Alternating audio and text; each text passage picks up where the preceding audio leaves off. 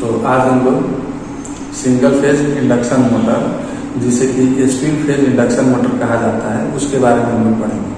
उसमें हम लोग पहले पढ़ चुके हैं कि सिंगल फेज इंडक्शन मोटर क्या होता है, उसके कौन कौन से पार्ट्स होते हैं और वो कितने प्रकार का होता है। अब हम लोग धीरे धीरे करके उसके एक एक पार्ट के बारे में पढ़ेंगे। तो आज हम लोग पढ़ेंगे सिंगल फेज इंडक्शन मोटर के resistance start induction run motor के बारे में एक एक करके। तो चलिए आज शुरू करते हैं। कौन सा है?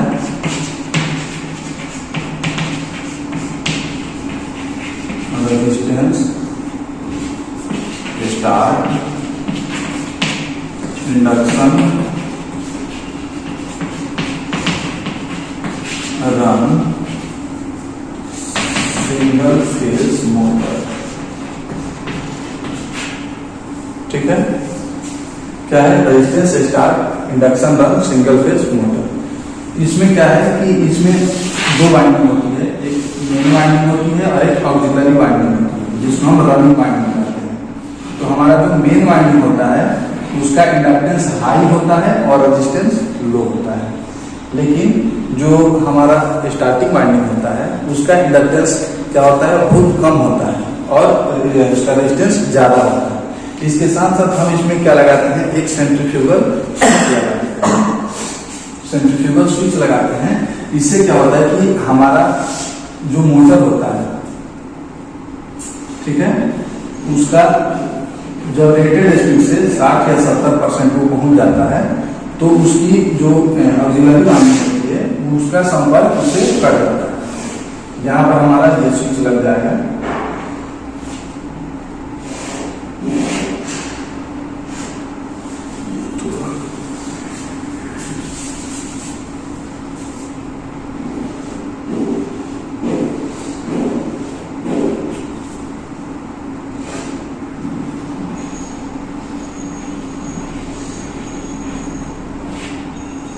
ठीक है, ये कम लपेट बनाया है ताकि इसका इंडक्टेंस ज्यादा रहेगा। मोटा वायर है यानी कि इसका रेजिस्टेंस कम है, ये पतला वायर का है यानी कि इसका रेजिस्टेंस ज्यादा है। ये हमारा रोटर हो गया, ये फेज हो गया और ये न्यूट्रल हो गया। तो इस वाइंडिंग को हम क्या कहते हैं? Main winding. और इस वाइंडिंग को कहते हैं स्टार्टिंग वाइंडिंग। स्टार्टिंग वाइंडिंग को ऑक्सिलरी वाइंडिंग भी कहा जाता है। तो ये हमारा हो गया मेन वाइंडिंग और ये हो गया हमारा स्टार्टिंग वाइंडिंग। कल ही हम लोगों ने पढ़ा था कि इसको हम स्प्लिट फेज मोटर कहते हैं। क्यों? क्योंकि इसका जो एक वाइंडिंग है, सिंगल फेज में तो ये मोटर सेल्फ स्टार्ट नहीं होगा, तो सेल्फ स्टार्ट बनाने के लिए एक वाइंडिंग को हम दो भाग में बांट करके पैरेलली प्लेस करते हैं। इससे क्या होता है कि हमें आरएमएफ मिलता है, रोटेटिंग मैग्नेटिक फील्ड, और हमारा मोटर रोटेट करने लगता है। तो अब ये हम सबसे पहले जानेंगे कि मेन वाइंडिंग और स्टार्टिंग वाइंडिंग का क्या परिभाषा है और वो क्या है। तो मेन वाइंडिंग में लिखेंगे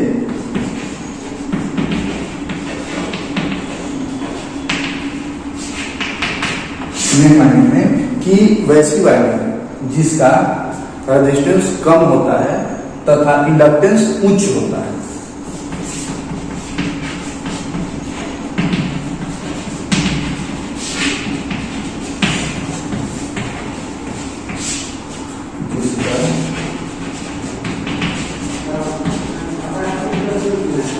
रेजिस्टेंस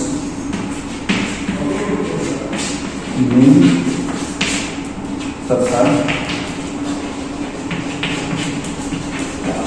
इंडक्टेंस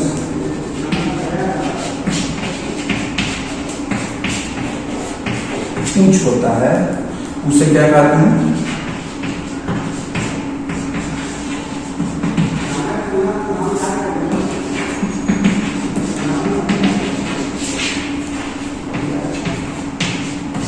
उसे मेन वाइंडिंग कहते हैं। ठीक है,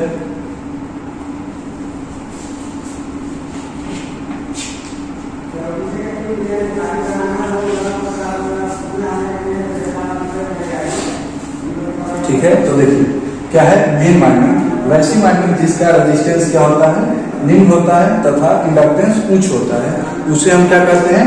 मेन वाइंडिंग कहते हैं। ठीक है, एक बार ध्यान से, मेन वाइंडिंग मोटे तार की कम लपेट वाली बनाई जाती है। पॉइंट में लिखेंगे कि क्या है हमारा मेन वाइंडिंग जो है,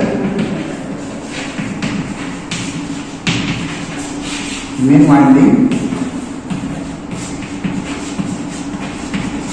कम लपेट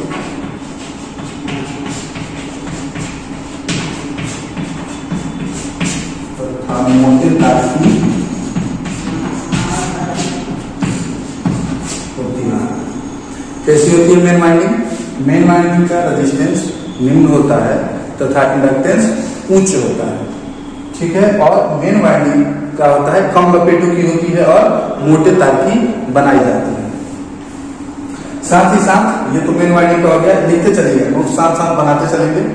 वीडियो को या तो पॉज कर लेंगे, नहीं तो हम थोड़ा जगह दे देते हैं। तो क्या हुआ, हमने देखा कि मेन वाइंडिंग जो हमारी होती है उसका रेजिस्टेंस क्या होता है, कम होता है और इंडक्टेंस ज्यादा होता है। इसीलिए मेन वाइंडिंग को कम लपेट करेंगे, इंडक्टेंस ज्यादा हो जाएगा और मोटे तार की बनाएंगे, यानी कि उसका प्रतिरोध कम हो जाएगा। अब हम चलते हैं, लिखते हैं स्टार्टिंग वाइंडिंग या ऑक्सिलरी वाइंडिंग के बारे में। तो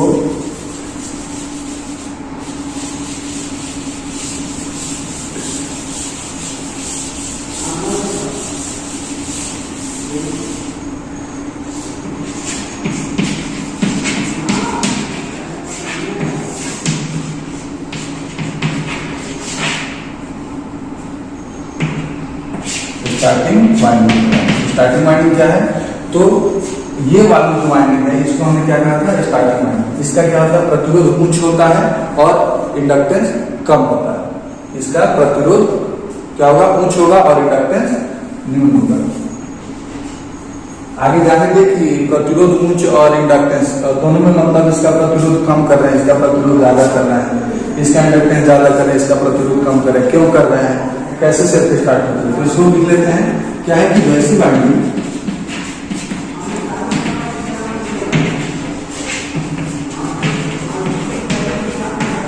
जिसका प्रतिरोध उच्च तथा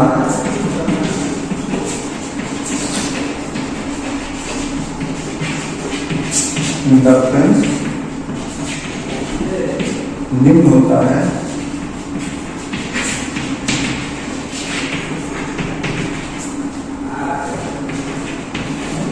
स्टार्टिंग वाइंडिंग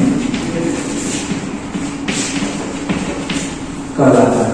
चलिए देखिए, स्टार्टिंग वाइंडिंग क्या है कि वैसी वाइंडिंग जिसका प्रतिरोध क्या होता है, वैसी वाइंडिंग जिसका प्रतिरोध उच्च होता है तथा इंडक्टेंस निम्न होता है, उसे स्टार्टिंग वाइंडिंग कहते हैं। स्टार्टिंग वाइंडिंग का दूसरा नाम है जिसको हम ऑक्सिलरी वाइंडिंग भी कहते हैं। स्टार्टिंग वाइंडिंग जो होती है हमारी, वो पतले तारों की और ज्यादा लपेट वाली होती है। पतले तार की होगी और ज्यादा लपेट की होगी। पतले तार की होगी तो क्या होगा, उसका प्रतिरोध उच्च हो जाएगा। तो क्या लिखेंगे इसमें, स्टार्टिंग वाइंडिंग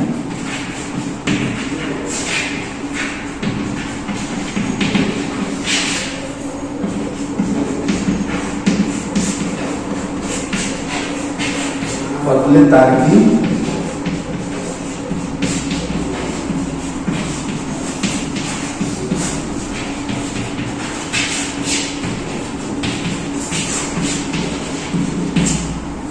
तार की ज्यादा लपेट वाली होती है, ठीक है।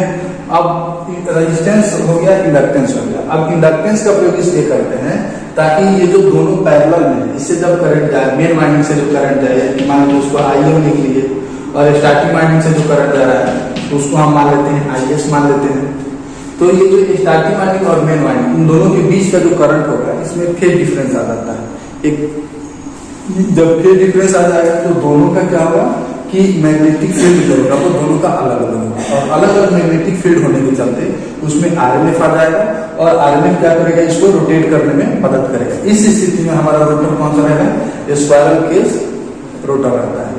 स्पाइरल केज रोटर के बारे में हमने कल ही बताया था, और बगल में जो है आपको फिगर भी दिख रहा होगा स्पाइरल केज रोटर का कि कैसा होता है आपका स्पाइरल केज रोटर। अब जब हम आते हैं कि ये जो स्टार्टिंग वाइंडिंग है और मेन वाइंडिंग है, इन दोनों की मैग्नेटिक फील्ड का, या मान लीजिए कि इन दोनों के करंट में फेज डिफरेंस कितना का होता है, तो वो जो फेज डिफरेंस होता है वो लगभग 35 से 40 डिग्री के बीच में होता है। कितना होता है? 35 से लेकर के 40 डिग्री के बीच तक। अब यह मिटा रहे हैं,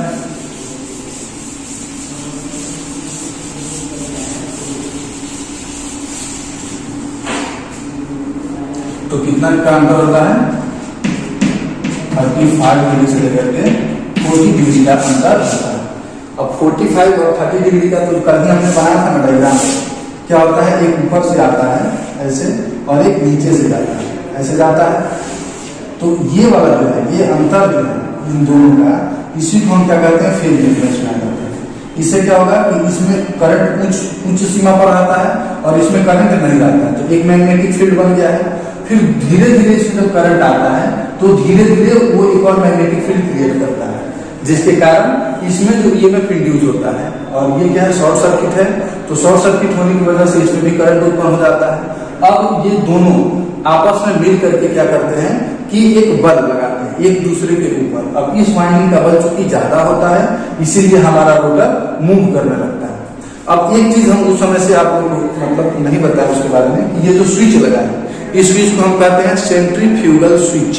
ये जो स्विच है जिस मोटर में लगा होता है, जब मोटर अपनी गति का 60, हाँ, तो हम किसके बारे में? सेंट्रीफ्यूगल स्विच के बारे में जानना चाहते हैं कि सेंट्रीफ्यूगल स्विच क्या है। तो ये एक स्विच है, ये क्या करता है कि जैसे हमारा मोटर जो है 70 to 80% स्पीड को पकड़ता है, तो ये ऑटोमेटिक ऑफ हो जाता है और उसके बाद हमारा मोटर केवल एक ही वाइंडिंग, जो मेन वाइंडिंग होती है, उस पर कार्य करता है।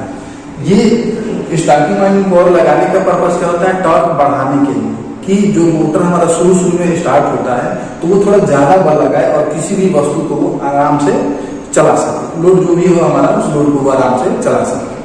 तो ये सेंट्रीफ्यूगल स्विच कब छोड़ देता है? बंद हो जाएगा।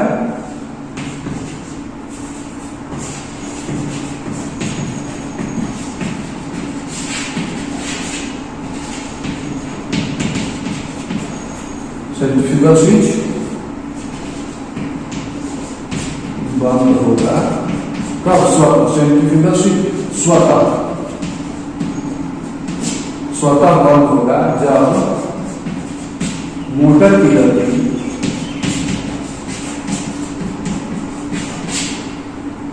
60 या 70 to 80% होती है। कितनी होती है? 70 से 80% जब मोटर की गति पहुंचती है तो ये हमारा सेंट्रीफ्यूगल स्विच ऑटोमेटिकली ऑफ हो जाता है। तो उदाहरण दिखेंगे। अब हम चलेंगे कि टॉर्क पर क्या प्रभाव पड़ता है, कैसे क्या होता है। तो टॉर्क के लिए हम क्या बनाएंगे?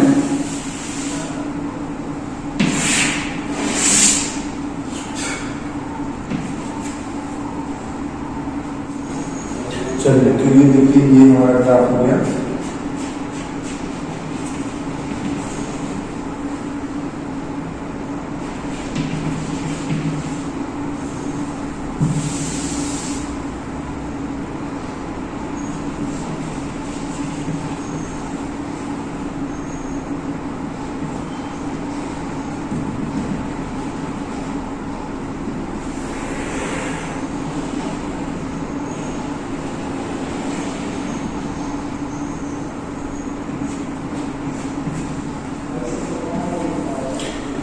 ये जो हमारा है क्या है? स्पीड है।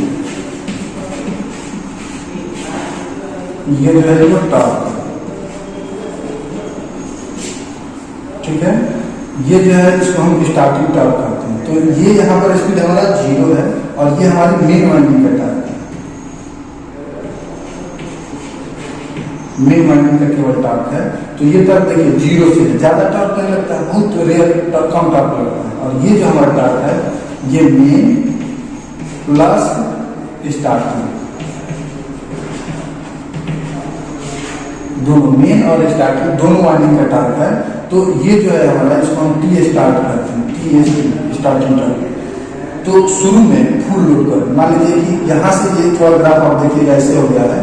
अगर हम बोले ना कि 70% जब स्पीड को वो पकड़ देता है, तो ये जैसे ही इस स्पीड पर आएगा, यहाँ पर हमारा सेंट्रीफ्यूगल स्विच ऑफ हो जाएगा। यहाँ स्विच ऑन है, सेंट्रीफ्यूगल स्विच ऑन है और यहाँ जो हो गया हमारा स्विच ऑफ हो गया। सेंट्रीफ्यूगल स्विच ऑफ हो गया।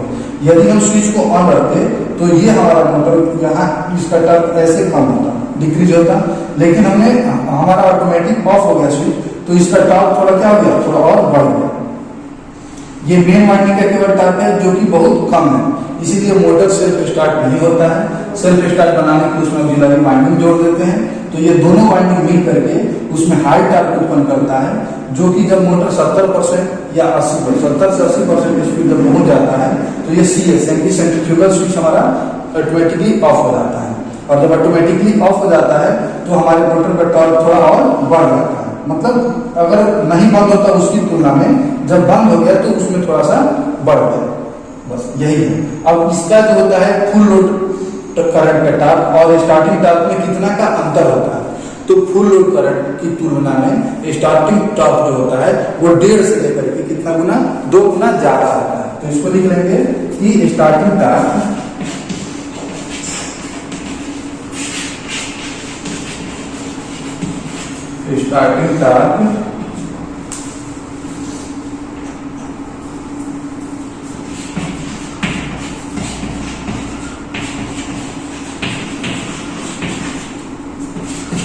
फुल लोड करंट टॉर्क से 1.5 से 2 गुना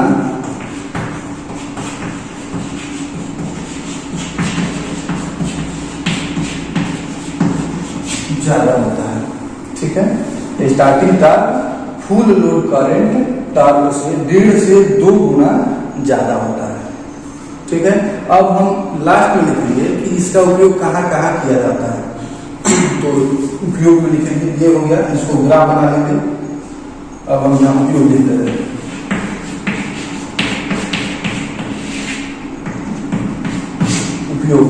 उपयोग जैसे हो गया कि छोटी छोटी जो ड्रिल मशीन होती है उसमें हो गया, वॉशिंग मशीन में हो गया, प्रिंटर में हो गया, ब्लोअर में हो गया, इन सभी जगहों पर इसका उपयोग किया जाता है। तो क्या लिखेंगे, स्मॉल ड्रिल मशीन,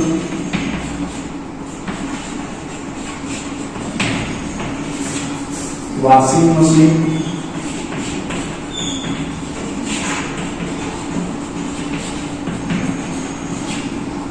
हो गया small drill machine, washing machine, printer, blower,